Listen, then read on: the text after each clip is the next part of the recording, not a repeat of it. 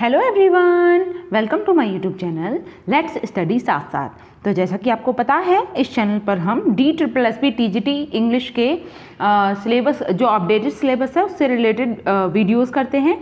अभी फ़िलहाल हम जो इम्पॉर्टेंट राइटर्स हैं वो अमेरिकन लिटरेचर से रिलेटेड जो इम्पॉर्टेंट राइटर्स हैं उनकी बायोग्राफी प्लस उनसे रिलेटेड जितने भी इम्पॉर्टेंट MCQs बन सकते हैं उनको हम करते हैं। ठीक है, तो आज बारी है बहुत ही इमिनेंट राइटर की, अमेरिकन लिटरेचर से रिलेटेड बहुत ही इम्पॉर्टेंट राइटर रहे हैं ये, जिनका नाम है F. स्कॉट फिट्जजेराल्ड। ठीक है, इनका जन्म होता है 1896 में, मृत्यु होती है 1940 में। बहुत ही इम्पॉर्टेंट राइटर रहे हैं, अमेरिकन नॉवेलिस्ट हैं, एसेइस्ट हैं, शॉर्ट स्टोरी राइटर रहे हैं। और इनको स्पेशली जो जाना जाता है, इनका इम्पॉर्टेंट एक वर्क आता है द ग्रेट गैट्सबे, उसके लिए इन्हें जाना जाता है। इससे मतलब इससे फेमस हुए थे। हालांकि नॉवल जब पब्लिश होता है तो उस टाइम पे ये मतलब बहुत ज़्यादा फेमस नहीं हुआ, बिका भी नहीं, क्रिटिक्स ने भी उसे क्रिटिसाइज ज़्यादा नहीं किया, मतलब बहुत ही डल रहा। लेकिन कुछ समय के बाद एक ऐसा बूम आता है कि इनका वो नॉवल द ग्रेट गैट्सबी वो बहुत ही ज़्यादा फेमस हो जाता है। तो इनकी बायोग्राफी के बारे में पढ़ेंगे, इनसे रिलेटेड जो इम्पॉर्टेंट वर्क्स हैं उनको हम समझेंगे, और प्लस इनके जो इम्पॉर्टेंट MCQs बन सकते हैं उनको देखेंगे। एक ही वीडियो में हम ये सारी चीज़ें कवर अप करने वाले हैं। तो सबसे पहले स्टार्ट करते हैं हम बायोग्राफी के साथ में, और राइटर का नेम क्या है? F. स्कॉट फिट्जजेराल्ड। ठीक है, अब फिट्जजेराल्ड जो हैं इनका जन्म 1896 में हुआ है, 1940 में मृत्यु। अगर हम मंथ की बात करें तो आपको ध्यान रखना है 24 सितंबर 1896 में इनका जन्म होता है।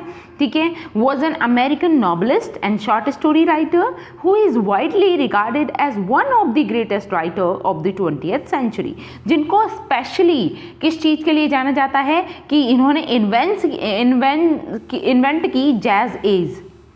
ठीक है, जैज़ एज मतलब जब वर्ल्ड वॉर फर्स्ट ख़त्म होता है 1918 में, वही फर्स्ट वर्ल्ड वॉर कब से कब तक हुआ था ये आपको पता ही है कि वर्ल्ड वॉर 1 जो होता है हमारा वो 1914 से 18 के बीच में होता है। ठीक है, उसके बाद में जब वर्ल्ड वॉर 1 ख़त्म हो जाता है उसके बाद में अमेरिका में बहुत ही ज़्यादा लेविश लाइफ को जीने का लोगों को तरीका सूझने लगता है। उन्हें लगता है कि लाइफ जो है वो बहुत ही शॉर्ट है। जिस तरीके से आप वो देखते हैं कि वर्ल्ड वॉर के टाइम पे बहुत ही ज़्यादा आबादी में एकदम से कमी आई। ठीक है, तो उस चीज़ को देखते हुए लोग अपनी लेविश लाइफ जीने लगते हैं, तो जैज़ म्यूज़िक को फॉलो करते हैं। जो मिडिल क्लास लोग हैं वो भी पार्टी ऑर्गेनाइज करते हैं। तो इन चीज़ों को देखते हुए उस समय की जो कंडीशन, उस समय की जो लाइफ थी, उसको रिप्रेजेंट किया है इन्होंने अपने वर्क में, फिट्जजेराल्ड ने। ठीक है, इनके बारे में पढ़ते हैं। अभी सबसे पहले हम इनकी अर्ली लाइफ से स्टार्ट करेंगे। देखिए दिया हुआ है, अगर इनके कंप्लीट जो नेम है उसकी बात करें तो इनका कंप्लीट नेम भी आपको पता होना चाहिए। जैसे कि इनका नाम हम पढ़ते हैं अक्सर F. स्कॉट फिट्जजेराल्ड। ठीक है, तो इनका जो पूरा नाम है वो है फ्रांसिस स्कॉट की फिट्जजेराल्ड। ये इनका कंप्लीट नेम है, ये ध्यान रखना है। Francis Scott Key Fitzgerald was born on September 24, 1896 in Saint Paul, Minnesota to Edward and Mary McQuillan Fitzgerald. तो क्या है यहाँ पे, मतलब इनका जन्म होता है 24 सितंबर 1896 में। कहाँ पर इनका जन्म हुआ तो ये ध्यान रखना है, सेंट पॉल मिनीसोटा में इनका जन्म होता है। और इनके फादर का नेम क्या होता है? एडवर्ड। ओके, फादर नेम है एडवर्ड एंड मदर नेम है Mary McQuillan Fitzgerald. His father was a failed businessman. हालांकि इनकी फैमिली बहुत ही रिच फैमिली से बिलोंग करते थे। ये इनकी स्टडीज़ बहुत ही अच्छे स्कूल में हुई, बहुत ही अच्छे कॉलेज में इन्होंने अपने स्टडीज़ की। ठीक है, लेकिन इनके फादर का जो बिजनेस था वो ज़्यादा अच्छा नहीं चलता था, ये चीज़ आपको ध्यान रखनी है। ठीक है, तो his father was a failed businessman and the family struggled financially. और फैमिली जो थी बाद में जाके जो फाइनेंशियली स्ट्रगल भी करती है फैमिली। आगे Fitzgerald early life was marked by instability and relocation. इनकी जो अर्ली लाइफ थी वो बहुत ही ज़्यादा इनस्टेबल रही और रीलोकेटेड रही। रीलोकेटेड मतलब है एक जगह से दूसरी जगह ये भ्रमण करते रहे। ठीक है, आगे चलते हैं। इनकी अर्ली लाइफ पढ़ी हमने, उसके बाद एजुकेशन के बारे में बात करें तो फिट्जजेराल्ड अटेंडेड प्रिंसटन यूनिवर्सिटी 1913 टू 1917। अब ये अटेंड करते हैं प्रिंसटन यूनिवर्सिटी को 1913 से 17 के बीच में, लेकिन कुछ ऐसा घटित होता है कि इन्हें ना अपनी स्टडी छोड़ के आर्मी ज्वाइन करनी पड़ती है, यूएस आर्मी ज्वाइन करते हैं ये बाद में, ठीक है। Very developed his writing skills and become friends with future writer including John peel bishop and Edmund Wilson. ये भी चीज़ आपको ध्यान रखनी है कि यूनिवर्सिटी के दौरान जब ये प्रिंसटन यूनिवर्सिटी ज्वाइन करते हैं 1913 से 17 के बीच में, तो इनकी जो राइटिंग स्किल्स हैं वो बहुत ज़्यादा डेवलप होती हैं, ठीक है। इनफैक्ट इनका जो पहला वर्क है, जो इनका फर्स्ट नॉवल आता है द साइड ऑफ पैराडाइज, वो भी इसी टाइम पे मतलब ये लिखना शुरू कर देते हैं। और इनकी दोस्ती हो जाती है, जो फ्यूचर राइटर रहे हैं, जो फेमस राइटर रहे हैं, वो हैं जॉन पील बिशप से और एडमंड विल्सन से इनकी फ्रेंडशिप भी होती है। However he dropped out of college to join the US army during world war 1। और वर्ल्ड वॉर 1 के टाइम पे इन्हें क्या करना पड़ता है, कॉलेज लाइफ छोड़नी पड़ती है और ये यूएस आर्मी ज्वाइन कर लेते हैं, ठीक है। आगे चलते हैं। अगर इनके इम्पॉर्टेंट वर्क्स की बात करें, क्योंकि स्किल तो इनके अंदर डेवलप हो ही गई थी राइटिंग की, अब ये राइटिंग में किस किस तरीके से काम करते हैं वो देखते हैं, ठीक। अगर हम इनकी फिट्जजेराल्ड की बात करें, Fitzgerald was the only son of an unsuccessful aristocratic father and energetic provincial mother, ठीक है। half the energetic provincial mother, half the time he taught of himself as the heir of his father's tradition, which included the author of the Star Spangled Banner, Francis Scott Key, after whom he was named, and half the time as straight 1850 feminine Irish। अगर इनके novel की बात करें, इनका जो very first novel है वो 1920 में आता है, लेकिन इन्होंने लिखना इसे शुरू पहले ही कॉलेज डेज में ही कर दिया था, ठीक है। दिस साइड ऑफ पैराडाइज 1920 में इनका ये वर्क आता है, पहला फर्स्ट नॉवल है। अक्सर पूछ लिया जाता है किसी भी राइटर का फर्स्ट नॉवल बहुत ही इंपॉर्टेंट होता है, और इनके पहले नॉवल से ही इन्हें इतनी फेम मिल जाती है, ये बहुत ही ज़्यादा फेमस हो जाते हैं उस समय पर, ठीक है। ये चीज़ भी आपको ध्यान रखनी है। नेक्स्ट इनका नॉवल आता है द ब्यूटीफुल एंड डैम्ड, 1922 में ये वर्क है। देन इनका मोस्ट फेमस वर्क आता है द ग्रेट गैट्सबी, 1925 में ये वर्क आता है, 1924 में इसको लिखा जाता है, 1925 में ये वर्क आता है। देन इनका नेक्स्ट नॉवल आता है टेंडर इज़ द नाइट, 1934 में ये वर्क आता है। लास्ट इनका नॉवल आता है जो अनफिनिश्ड रहता है और पॉस्टमसली इसको पब्लिश कराया जाता है, ये एक अनफिनिश्ड वर्क है। ये भी ध्यान रखना है कि वो कौन सा वर्क है जो इनका अनफिनिश्ड रहा है फिट्जजेराल्ड का, वो है द लास्ट टाइकून, ठीक है। ये अनफिनिश्ड वर्क है, पब्लिश्ड होता है पॉस्टमसली 1941 में, ओके। इससे अलग ये शॉर्ट स्टोरी राइटर भी रहे हैं, इन्होंने बहुत सारे शॉर्ट स्टोरी कलेक्शन लिखे, तो उसमें से आप देख सकते हो, जैसे कि पहला है इनका फ्लैपर एंड फिलोसफर, 1922 में ये शॉर्ट स्टोरी कलेक्शन आता है। इसमें कई सारी फेमस शॉर्ट स्टोरीज हैं, जिनमें से कौन कौन सी इंक्लूडेड है, the ice palace, the cut glass bowl and Bernice bobs her hair, ठीक है। इस तरीके की इसमें शॉर्ट स्टोरी शामिल हैं फ्लैपर एंड फिलोसफर्स में। नेक्स्ट इनके शॉर्ट स्टोरी कलेक्शन है टेल्स ऑफ जैज एज, 1922 में ये वर्क आता है, बहुत ही इंपॉर्टेंट वर्क है ये। अब क्यों इंपॉर्टेंट है, तो जैसे कि आप देख सकते हो कि इन्होंने जैज एज का इन्वेंशन किया है, हम इनको इन्वेंटर मानते हैं जैज एज का, ये आपको क्लियर है। अभी जैज एज से रिलेटेड इनका जो वर्क है वो यही है, इनका जो शॉर्ट स्टोरी कलेक्शन आया, मतलब नाम भी आप देख सकते हो tales of the jazz age, ठीक है। ये शॉर्ट स्टोरी कलेक्शन जो है इसमें इन्होंने खुलकर जैज एज के बारे में रिप्रेजेंटेशन दी है, क्लियरली सारी चीज़ें इन्होंने रिप्रेजेंट की हैं, ठीक है।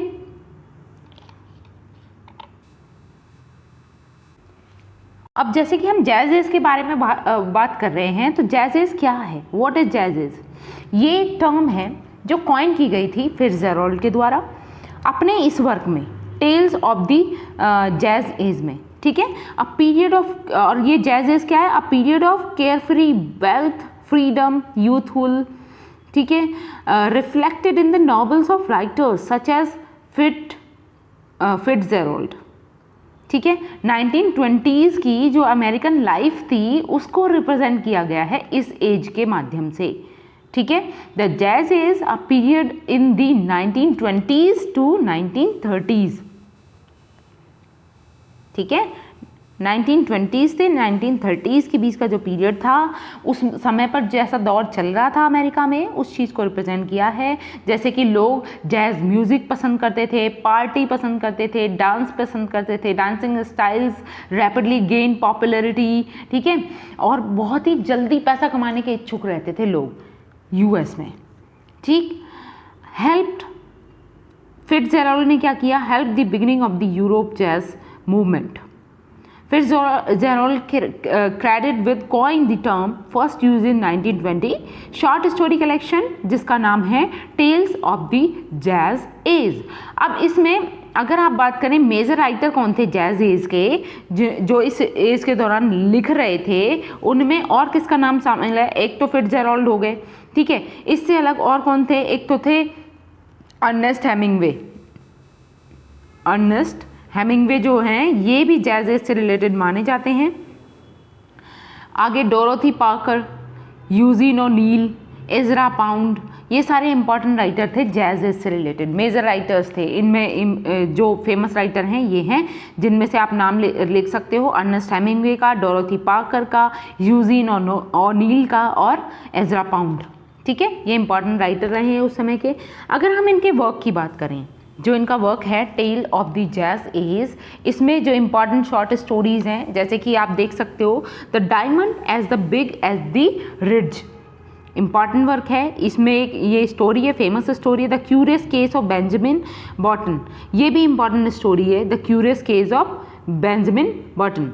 ये एक शॉर्ट स्टोरी है, पहली बार ये पब्लिश होती है, first publish in Collier's magazine on 27 May 1922, ठीक है।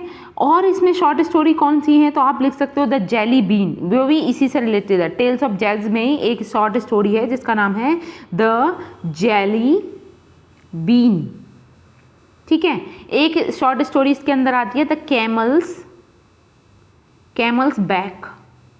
बहुत ही शॉर्ट स्टोरी जो थी ना, इस पर्टिकुलर शॉर्ट स्टोरी कलेक्शन की जो शॉर्ट स्टोरीज थी वो भी बहुत फेमस हुई, तो उनमें से आप नाम लिख सकते हो द जेली बीन का और कैमल्स बैक का, या एक और short story the may day, ठीक है, ये भी इसी के अंदर आती है। तो बहुत सारी शॉर्ट स्टोरीज हैं इससे इंक्लूडेड, जिसमें इन्होंने जैज एज को रिप्रेजेंट किया है। 1922 में ये शॉर्ट स्टोरी कलेक्शन आता है। अगर हम आगे बात करें, all the sad young man 1926 में ये एक शॉर्ट स्टोरी कलेक्शन आता है।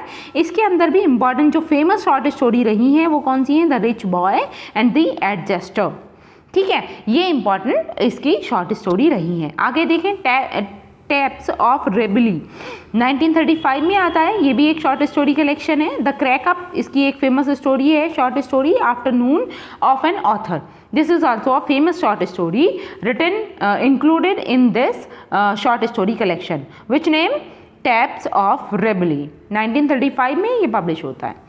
नेक्स्ट अगर हम बात करें नोटेबल शॉर्ट स्टोरीज़ की, जो बहुत ही ज़्यादा फेमस इनकी शॉर्ट स्टोरीज़ रही हैं, ठीक है, कलेक्शन में तो इंक्लूडेड हैं लेकिन अलग से भी हम इनको पढ़ते हैं, तो इनकी जो शॉर्ट स्टोरी फेमस रही है वो कौन सी है, the diamond as big as the Ritz 1922 में आती है। अब ये बताइए, the diamond as big as the Ritz, ये जो शॉर्ट स्टोरी है वो कौन सी इनके शॉर्ट स्टोरी कलेक्शन में थी, हमने अभी बात की थी जैज एज वाले शॉर्ट स्टोरी कलेक्शन में ही ये वाली शॉर्ट स्टोरी भी थी, ठीक है।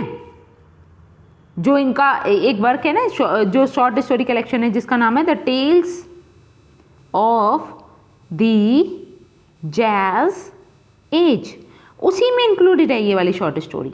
कौन सी वाली, the diamond as big as the Ritz, okay, ये ध्यान रखना है। The curious case of Benjamin Button, ये भी उसी में है। The ice palace 1922, Bernice bobs her hair 1920, the rich boy 1926 और द कट ग्लास बोल 1920। तो ये फेमस शॉर्ट स्टोरी रही हैं, इनके नाम भी आप नोट कर सकते हो। आगे अगर हम बात करें, कुछ एसेज इन्होंने लिखे, कुछ आर्टिकल्स लिखे, तो उनको देख सकते हैं। द क्रैकअप 1945 में पब्लिश होता है ये पॉस्टमसली पब्लिश हुआ। ऐसे हालांकि इन्होंने पहले ही लिख दिया था, द क्रैक अप पब्लिश ये पॉस्टमसली होता है। तो ध्यान रखना है, a collection of autobiographical essays. इसमें क्या था, ये मतलब ये कलेक्शन है एसेज का इनके कलेक्शन है, ऑटोबायोग्राफिकल एसेज इसमें है, और ये पॉस्टमसली 1945 में पब्लिश होता है। आगे अगर बात करें एसे और एक कलेक्शन है एसेज का और आर्टिकल्स का, जिसका नाम है आफ्टरनून ऑफ एन ऑथर। ठीक है, आफ्टरनून ऑफ एन ऑथर 1936 में ये पब्लिश होता है, इसको भी आपको ध्यान रखना है। अगर प्ले की बात करें, इनका वन एंड ओनली प्ले है जिसका नाम है द वेजिटेबल, 1923 में पब्लिश होता है, ये एक प्ले है इनका। तो आप देख सकते हो इन्होंने नॉवेल्स भी लिखे हैं, इन्होंने शॉर्ट स्टोरीज कलेक्शन लिखे हैं, एसेज कलेक्शन लिखे हैं, आर्टिकल्स लिखे हैं, प्लेज लिखे हैं, और कुछ पब्लिकेशंस रही हैं इनकी जो पॉस्टमसली पब्लिश हुए वर्क हैं, उनको अलग से आप नोट डाउन कर सकते हो। ये पॉस्टमसली पब्लिकेशंस हैं, जैसे कि इनका सबसे लास्ट नॉवल जो अनफिनिश्ड रहता है, जिसका नाम है द लास्ट टाइकून। ठीक है, 1941 में ये पब्लिश होता है, मतलब इनकी मृत्यु के बाद में ये पब्लिश होता है। इस चीज़ को आपको ध्यान रखना है। इसका नाम क्या है, द लास्ट टाइकून।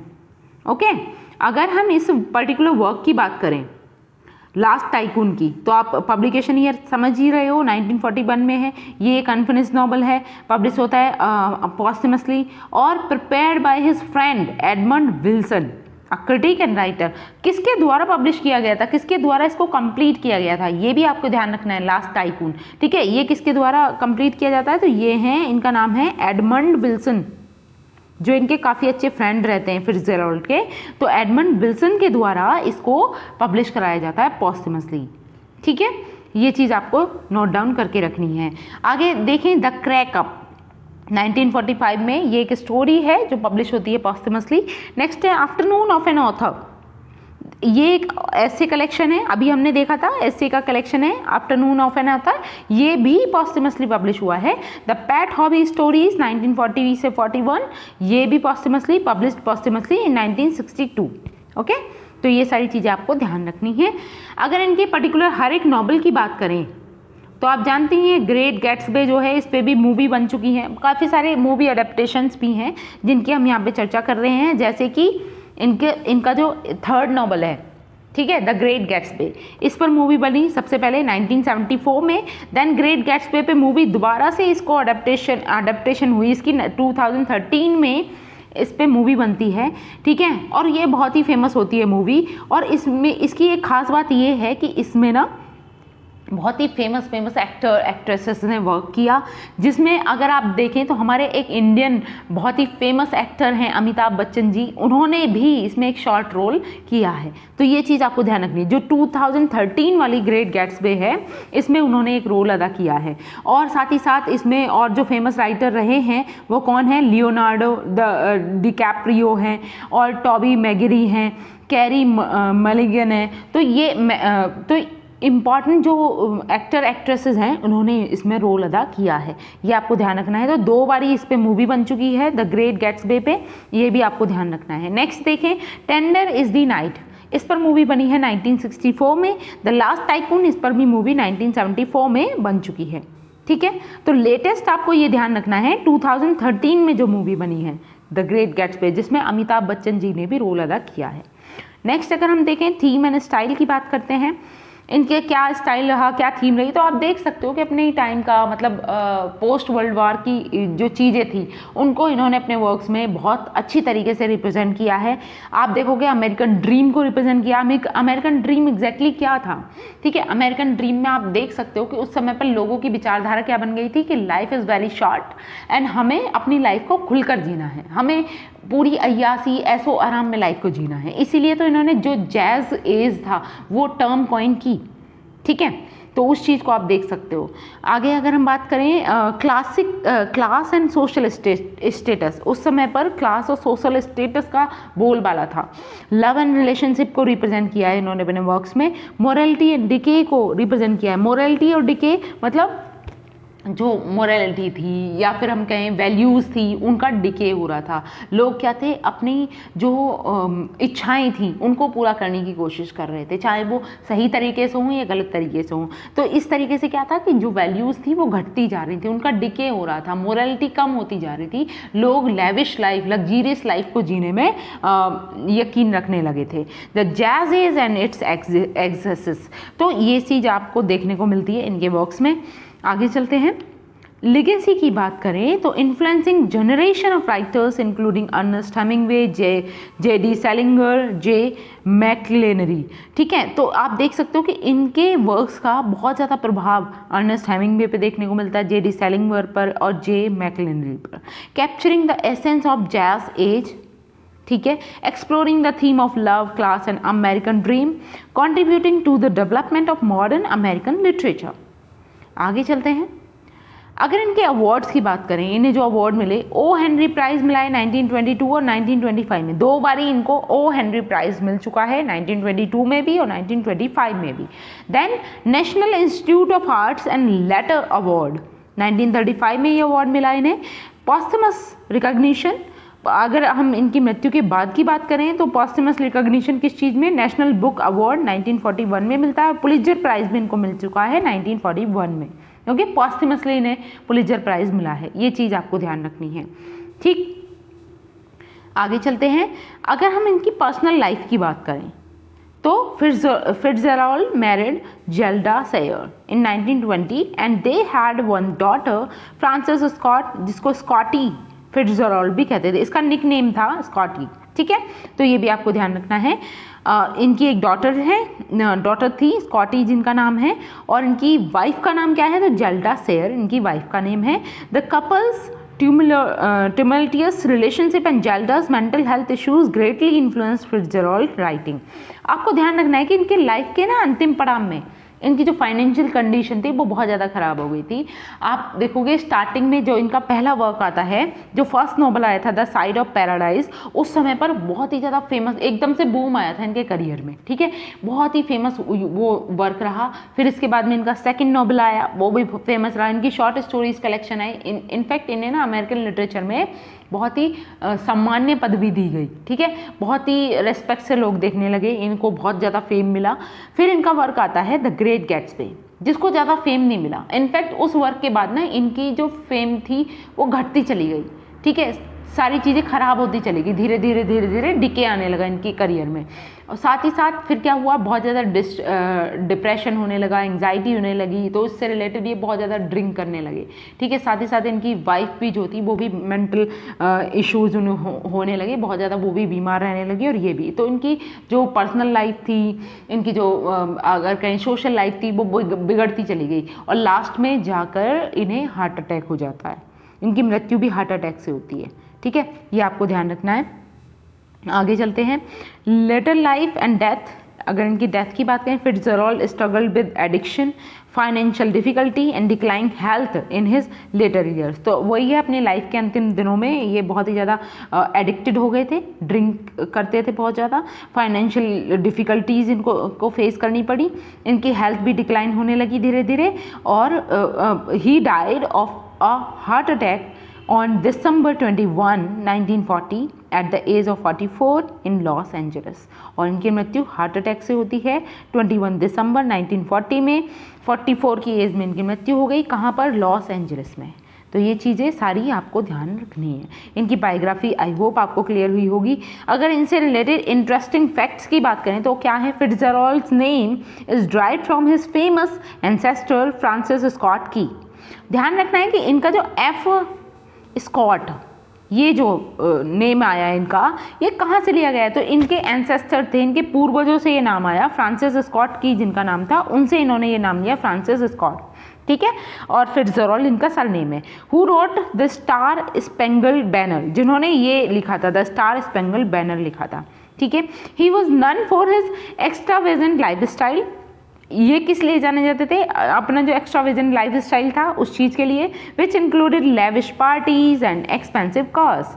ठीक है, Fitzgerald's work was heavily influenced by his relationship with Zelda and other women. और आप देखोगे कि मतलब इनके जो वर्क है ना उनमें भी इनके फिट्जेराल्ड के जो वर्क्स हैं वो हैविली इन्फ्लुएंस हैं किस चीज़ से, उनका जेल्डा के साथ जो रिलेशनशिप था, ठीक है, इनकी वाइफ जेल्डा, उनके साथ जो रिलेशन, अदर वीमेन के साथ इनका जो रिलेशनशिप रहा, वो सारी चीज़ें इनके वर्क्स में हमें देखने को मिलती हैं। तो ये सारे पॉइंट्स आपने देखे।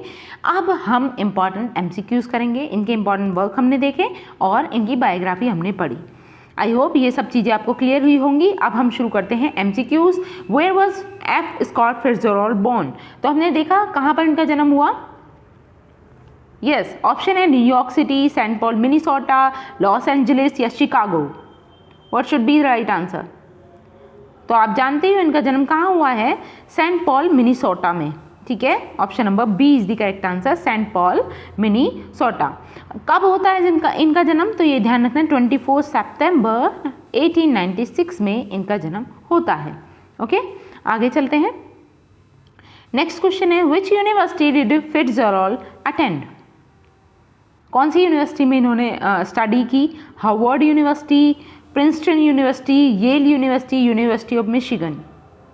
तो यहाँ पर जो करेक्ट आंसर है वो क्या है? प्रिंसटन यूनिवर्सिटी, ठीक है। Option number B is the correct answer. Moving to the next question. Next is what was the title of Fitzgerald first novel? Fitzgerald के फर्स्ट नोबेल का टाइटल क्या था?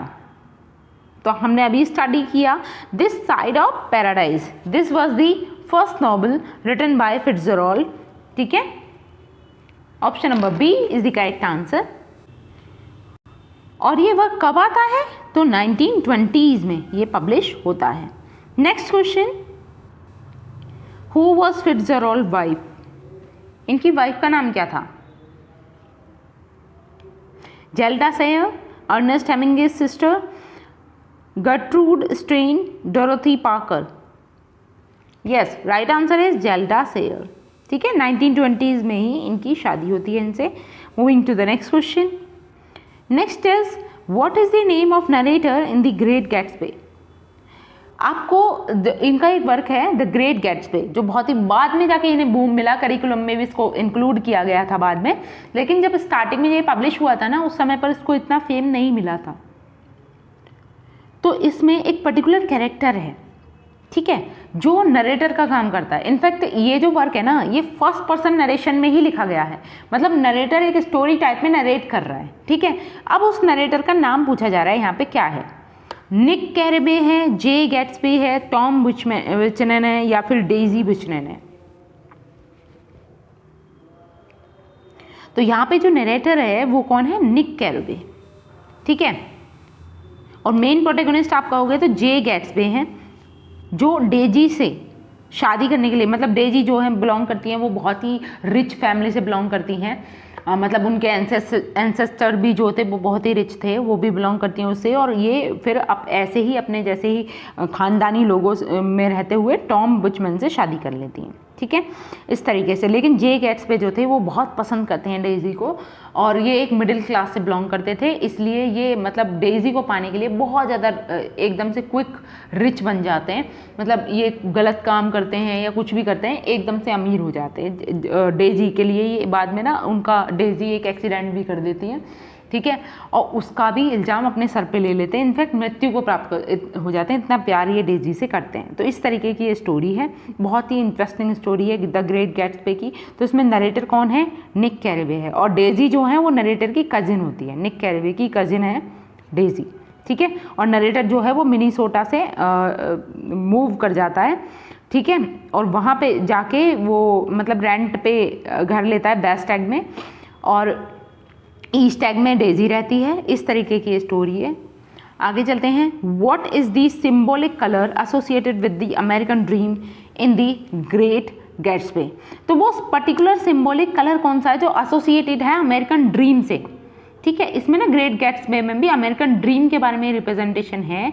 हम देख अमेरिकन ड्रीम से मतलब है कि वहाँ के रहने वाले जो लोग थे ना 1922 के, तो उस समय के लोगों के ड्रीम क्या थे, ठीक है, वो लोगों की लाइफ स्टाइल कैसी थी, या वो लोग की इच्छा किस तरीके की थी, ठीक है, वो सारी चीज़ें हैं यहाँ पे अमेरिकन ड्रीम से रिलेटेड। ओके, तो ग्रेट गैट्सबी में यहाँ पे पूछा जा रहा है कि वो पर्टिकुलर कलर कौन सा है जो रिप्रेजेंट करता है अमेरिकन ड्रीम को। ग्रीन है, ब्लू है, रेड है, वाइट है। तो वो कलर है ग्रीन जो रिप्रेजेंट करता है अमेरिकन ड्रीम को।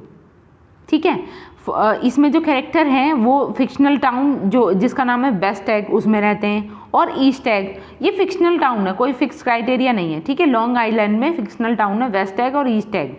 ठीक है, तो ग्रीन कलर आपको ध्यान रखना है, सिंबलाइज करता है अमेरिकन ड्रीम को। What is the name of Gatsby's lost love?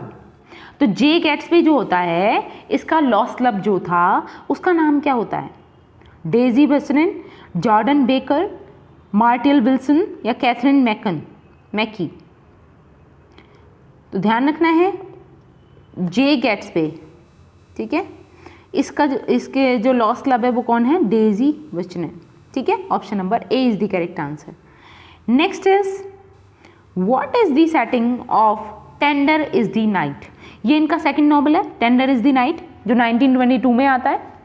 ठीक है, अब इसमें ये पूछा जा रहा है कि इसकी सेटिंग कहाँ की है? New York city, Paris, French Riviera, Los Angeles? सोचिए, आंसर कीजिए।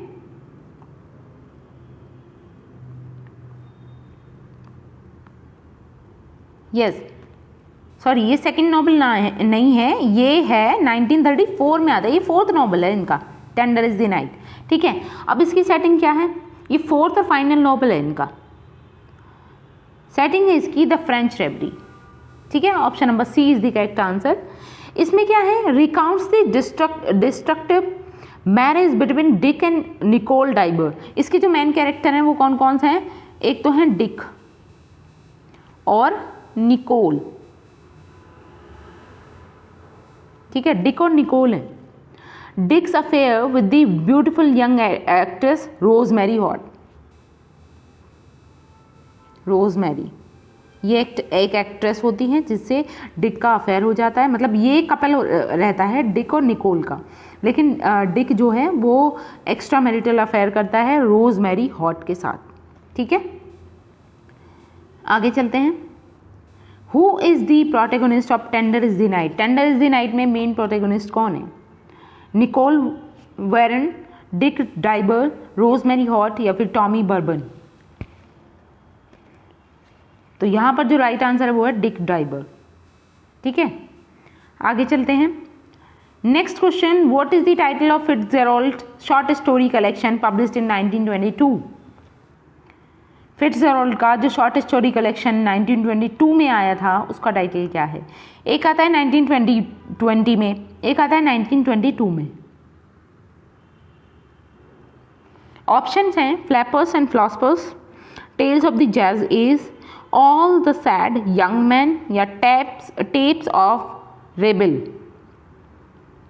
तो आपको ये ध्यान रखना है कि इन्होंने देखो इन्वेंशन किया है या फिर कहें ये टर्म जो है वो कॉइन की जैज एज की। ठीक है, इसी वजह से ये पूछा जा रहा है कि इनका जो शॉर्ट स्टोरी कलेक्शन है ना वो कौन सा वाला है जो 1922 में आता है। 1922 में ये जैज एज वाला जो टर्म है ये कॉइन हुआ था।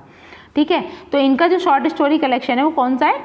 Tales of the jazz age, इसी से रिलेटेड है ये। Option number B is the correct answer. Next question, next is what is the name of Fitzgerald unfinished novel published posthumously? अब उस पर्टिकुलर नॉवल का नाम बताना है जो इनका अनफिनिश्ड रहा और पॉस्टमसली पब्लिश होता है। ठीक है, एडमंड की हेल्प से ये पब्लिश कराया जाता है। ऑप्शन है the last tycoon, the crack up, tender is the night, beautiful and damned. तो आप समझ ही गए होंगे किसकी बात हो रही है यहाँ पे, द लास्ट टाइकून की। ये इनका ऐसा नॉवल है जो अनफिनिश्ड रहा और पोस्टमसली 1941 में ये पब्लिश होता है। Next is what is the main theme of the beautiful and dam? इनका जो वर्क आता है द ब्यूटीफुल एंड डैम, उसकी मेन थीम क्या है?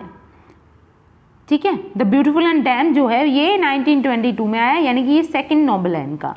इसकी theme the American dream, love and relationship, social class and decay या फिर morality and redemption? What should be the right answer? Yes, इसकी जो थीम है वो क्या है?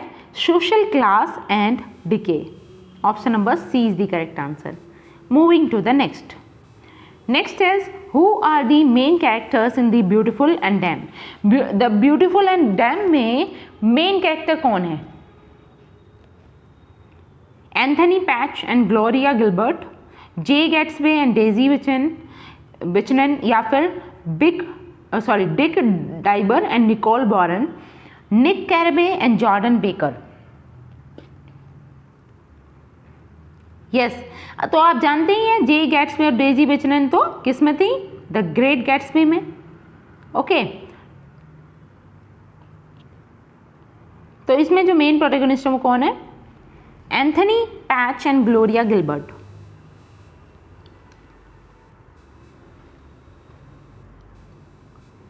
Next is which Fitzgerald short story features a man who ages in reverse. इसमें से वो कौन सी शॉर्ट स्टोरी है जिसमें एक मैन होता है who ages in reverse? The diamond as big as Ritz, the curious case of Benjamin Button, या फिर the ice palace, the Bernice bobs her hair.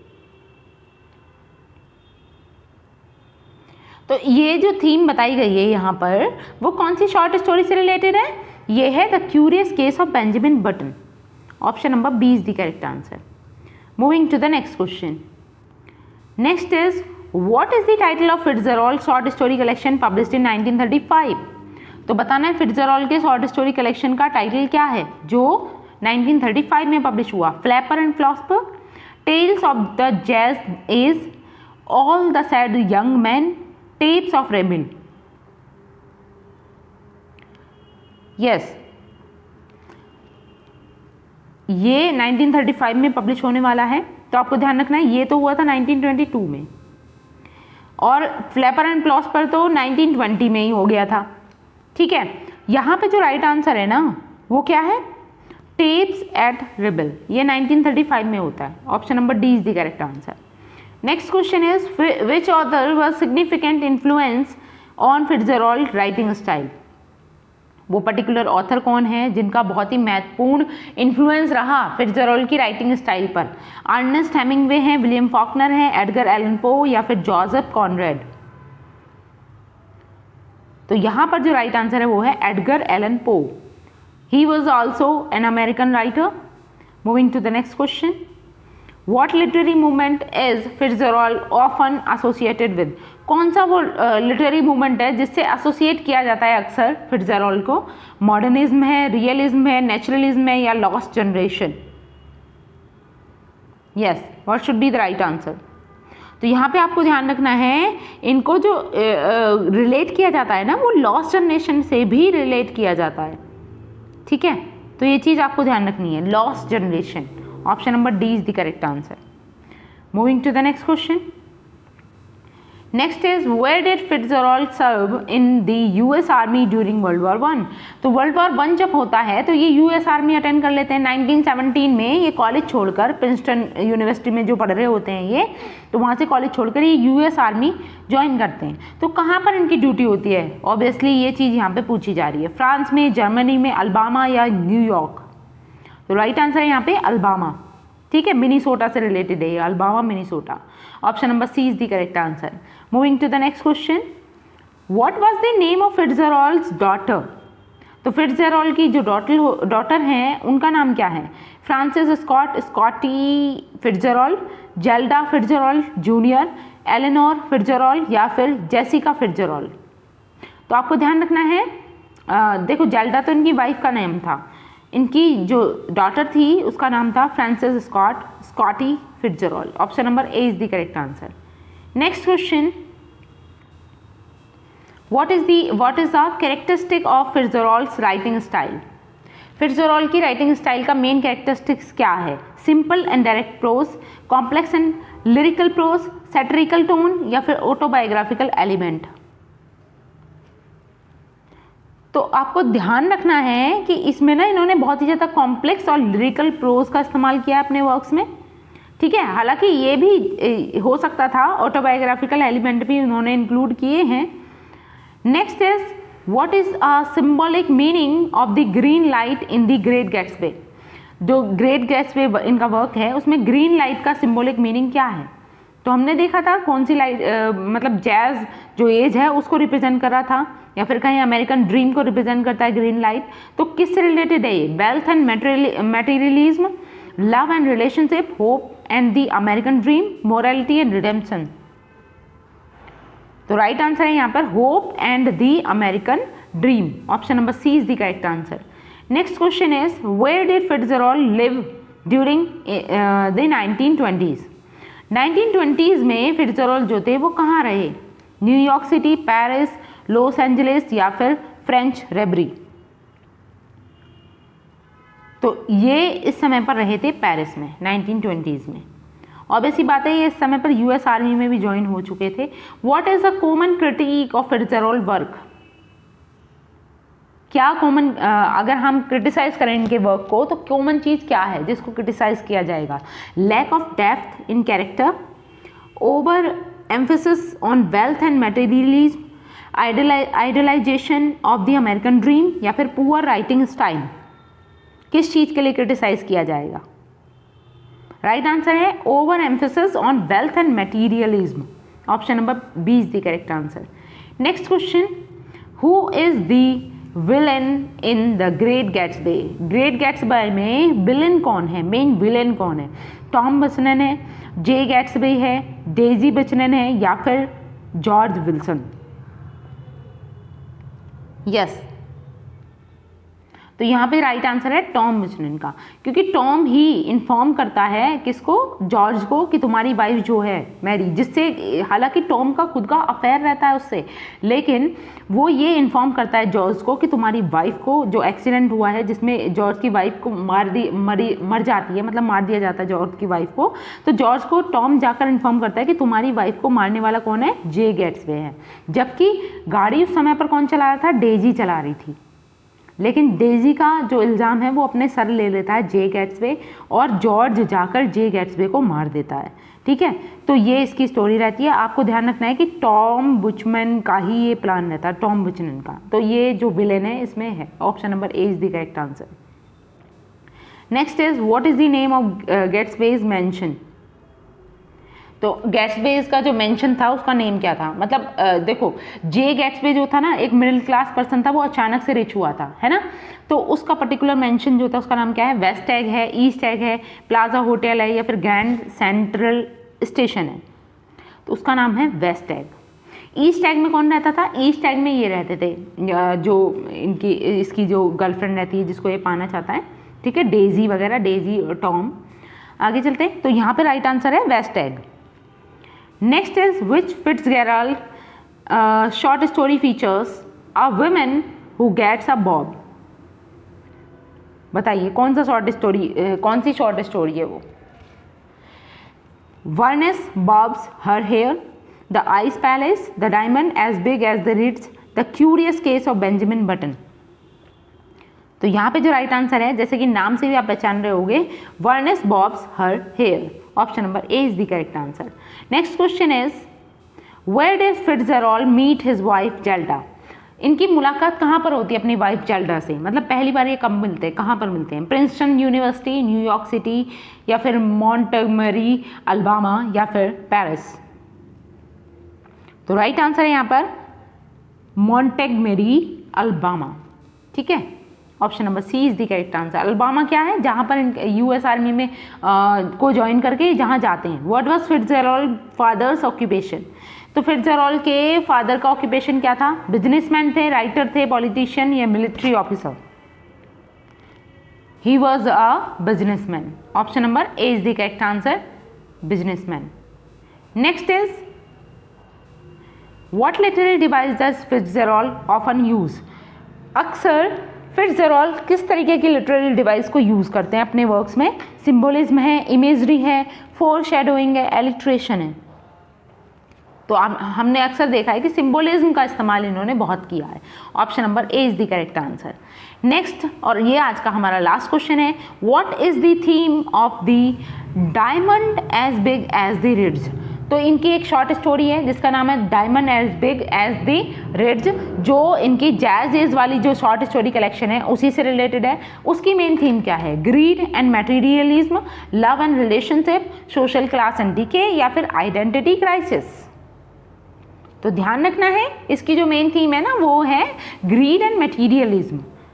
Okay, तो आज के लिए हम इतना ही रखेंगे। आई होप मेरी ये वीडियो आपको अच्छी लगी होगी, और अगर वीडियो अच्छी लगी है तो प्लीज़ इसे लाइक करें, शेयर करें, और चैनल को अभी तक सब्सक्राइब नहीं किया है तो please do subscribe the channel. मिलते हैं नेक्स्ट वीडियो में। नेक्स्ट हम अगले अपकमिंग जो राइटर हैं अमेरिकन लिटरेचर से रिलेटेड उनको कवर अप करेंगे, ठीक है। तब तक के लिए thanks for watching, keep learning and keep supporting me. Thank you.